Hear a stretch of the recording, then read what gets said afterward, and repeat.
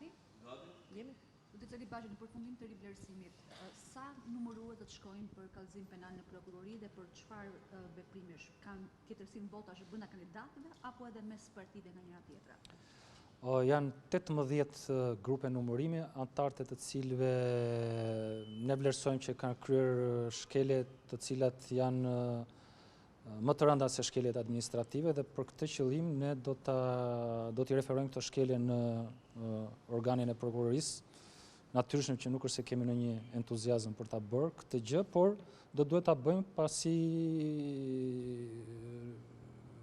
janë shkelje të tilla të cilat meritojnë të hetohen nga pikpamja penale dhe nëse do të rezultojë që përgjegjësia e tyre është e vërtetuar, do të mbajnë përgjegjësinë përkatëse. Në total, si numër, janë 67 antarë të grupeve numërimi, pra janë 18 grupe numërimi dhe 67 antarë të grupeve numërimi, të cilët emrat e cilëve do të referohen në organin e prokurorisë. Të gjitha shkeljet që ne i kemi vlerësuar si shkeljet të cilat karakterizojnë të natyrës penale, kanë të bëjnë me diferenca në fletët e votimit apo në rezultatin e votimit për kandidatët, jo për partitë politike. Nuk ka diferenca ose këto diferencat janë krejt të papërfillshme, të rendit 1 apo 2 fletë votimi për subjektet zgjedhor, kurse për kandidatët shkojnë nga 1 deri në 40, 50 apo 60 fletë votimit të gjendura më shumë ose më pak për kandidatë të caktuar. Zoti Bashi, ka një perceptim sikur nëse padrejtësia për shembull është bërë për partisë X, përgjegjësinë duhet ta ketë vetëm numëruesi të propozuar nga kjo parti. Në fakt ju keni kallëzuar të gjithë grupin e numërimit. Cila është diferenca ligjore në këtë rast? Po sepse ne nuk kemi në kushtet për të hetuar dhe për të verifikuar se cili prej atyre antarëve të grupit X të numërimit të cilin ne po e referojmë në organin e prokurorisë është përgjegjës për këtë parregullsi. Do t'i takoj organit prokurorisë nëpërmjet procesit të hetimit penal që ata zhvillojnë për të konkluduar se janë të gjithë të 4 antarët e grupit të numërimit përgjegjës për këtë diferencë apo është ndonjëri prej tyre. Pavarësisht se rezultati të themi në thonjza është në favor të një subjekti apo një subjekti, të një kandidati apo një kandidati tjetër. Por pyetje ndryshe, a është përgjegjës çdo numërues për tabelën përfundimtare, pra do ta numëroni bashkë? Të gjithë bashkë apo secili i ka ndarë zakat e PD-s i ka numëruar të PD-s, zakat e PS-s i ka numëruar PS-s? Ligji i ngarkon të gjithë me përgjegjësinë për ta kryer atë detyrë. Tani e kanë kryer të gjithë apo e ka kryer vetëm njëri prej tyre, këtë nuk e dim. Por për shkak të ligjit ata janë përgjegjës në mënyrë kolegjiale të katërt, sa kohë që nuk është provuar e kundërta. Prandaj organi i prokurorisë dhe prokuroria si institucion ka mekanizmat për ta hetuar këtë moment. Por për rastet e votimit të shumëfisht, pra më shumë se një herë? Janë, nëse nuk gaboj, 20 raste të cilat ne kemi identifikuar votim të shumëfisht. Pra, shenjat e gishtit janë të verifikuara për 20 raste në më shumë se një qendër votimi. Në fakt janë në 2 qendra votimi. Është për shkak të pakujdesisë, neglizhencës apo ka qenë e qëllim, kjo është një gjë që do duhet ta hetojë organi i prokurorisë.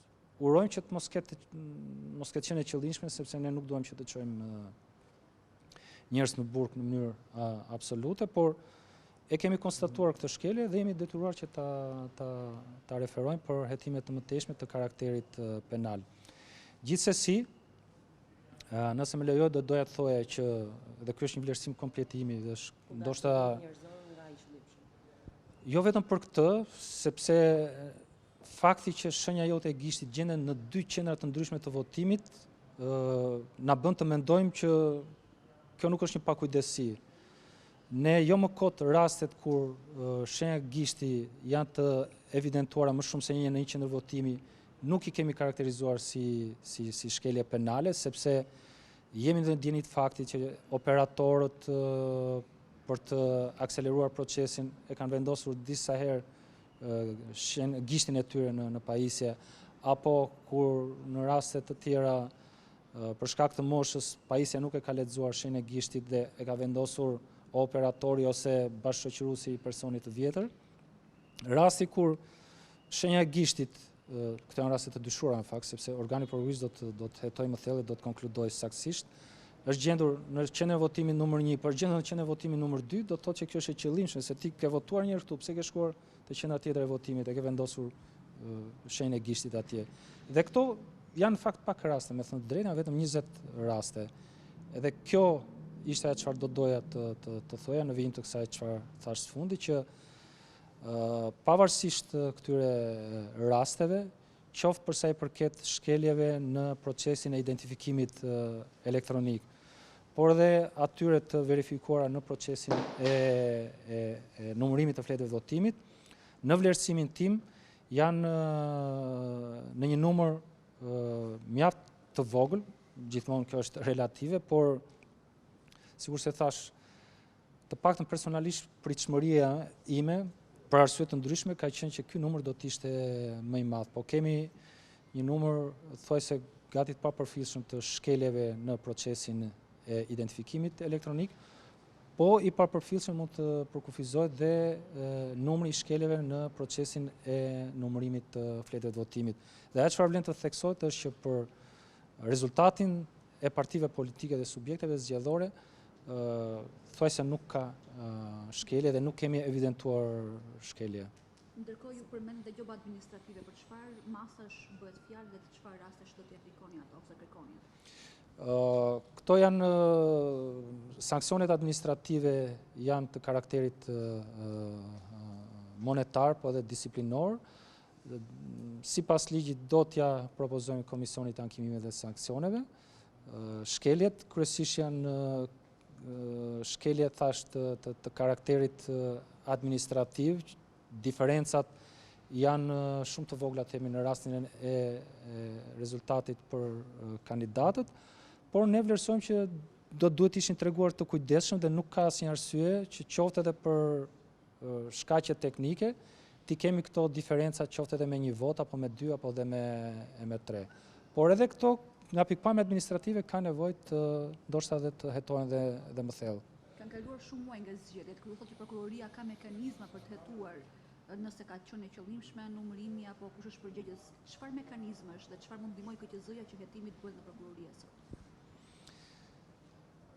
Mund të them diçka, por nuk do dua të bëj rolin e atij që ti tregoj punën organit të prokurorisë. Jam i sigurt që ata ju mund ta ndihmoni për shembull, do jeni në dispozicion video për këto qendra votimi?